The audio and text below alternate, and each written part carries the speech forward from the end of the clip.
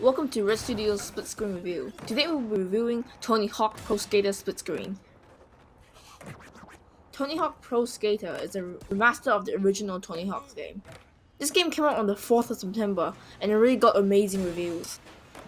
The new remaster has adapted the split screen mode from the original game. Tony Hawk Pro Skater Remastered has brought back many modes from the original one, such as Free Skate and Graffiti.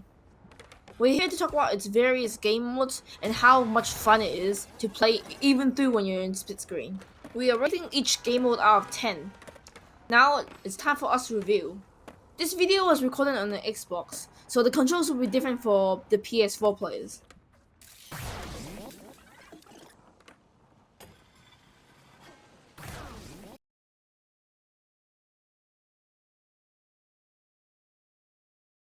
In the Tony Hawk split screen menu area, we've got the characters and like the modes you can set up and the maps.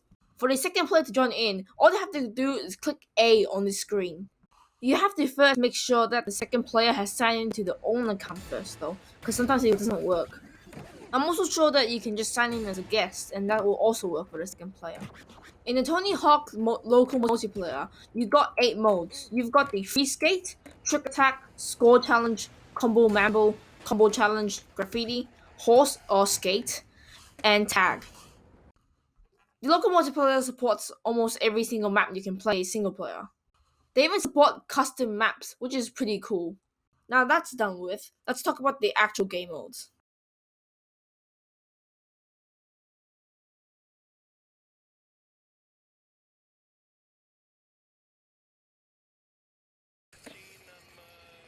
Free Skate is basically the mode where you can do anything. You can do tricks, you can roam the map without any time limits or any objectives. This is one of a couple cool modes that Skate 3 or Skate 2 or any of the Skate games even have. Hopefully Skate 4 will have something like this as well. This mode is fun if you want to like mess around or just get into the game and just do some tricks or like strike up the biggest combo you can or anything like that. It's also good to like if you want to learn any new tricks, practice, or even just try out like your special moves or something. This mode is also in single player and even just online multiplayer.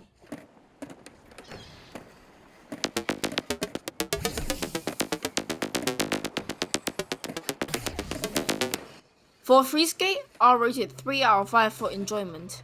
I think it's pretty fun, but it does get repetitive, depending on the map. I rate it 2.5 out of 2.5 for accessibility. I think it's just as good as single player, especially the controls, the UI, it's all the same. I also rate it 2.5 out of 2.5 for split screen feel. I think it's as good as single player and the feel of it is very similar. And this brings us to 8 out of 10 for Free Skate.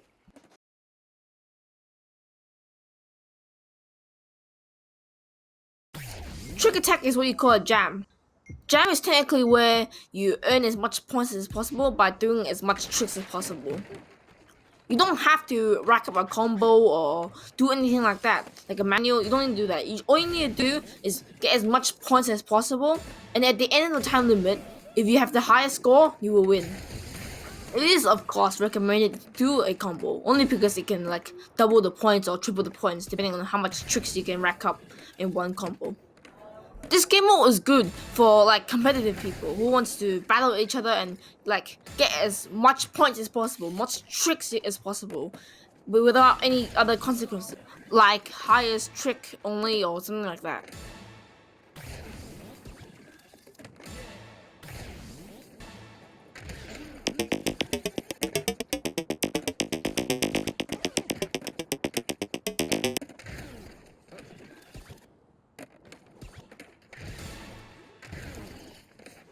For Trick Attack, I'll rate it 4 out of 5 for enjoyment. I think it is fun and very competitive. This mode is definitely different to Free Skate, where you can just do anything at all. This one is a lot more competitive, a lot more things at stake.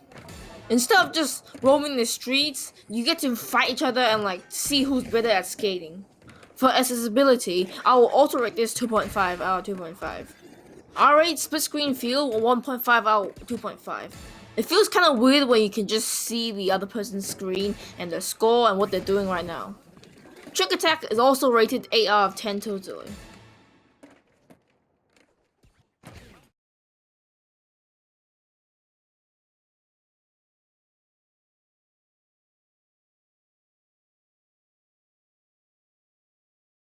Combo Mambo is a mode where you're meant to make the highest combo possible. You can do this by just doing flip tricks and other mini tricks and adding it all together into one big combo. This mode is competitive, but it is a bit hard to take over someone sometimes. Sometimes even in a bad map or like you just don't know how to do manuals, it's really hard to beat the other person at getting the highest points. This mode is definitely a lot of fun, but again, it is really hard if you have another player that's better than you. The tip to beating the other person is just to use manuals. You should practice manuals and balancing it, and you should always improve it through the skills slot.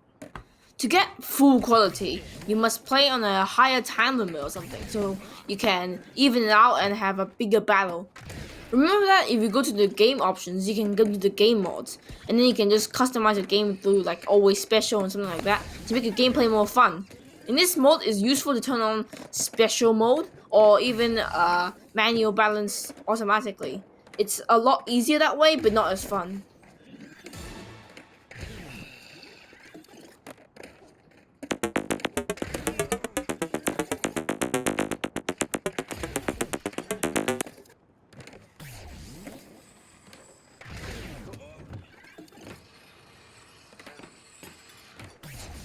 For Combo Mambo, I'll rate this 2 out of 5 because it does get pretty slow sometimes with the score. When someone just gets so high than you, you just feel like you lose your enthusiasm and you just give up from beating them.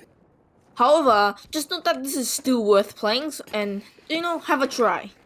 For accessibility and split screen feel, I'll both rate them 2.5, only because nothing really changes from the single player and everything feels the same. So totally, Combo Mambo is worth 7 out of 10 points. It's okay, but it does get a little slow like I said before.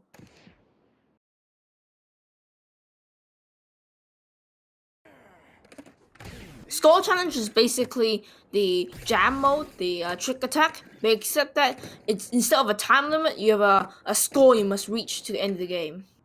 To be honest, this mode is kinda boring. You just do the same things again and again and again and again just to get up to that challenge.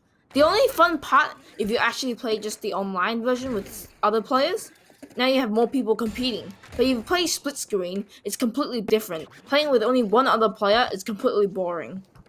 You can make it more fun through the game mods, like if you add specials, always specials, which means you can always do those 900 or those other special moves. But other than that, it is pretty boring if you only have another player.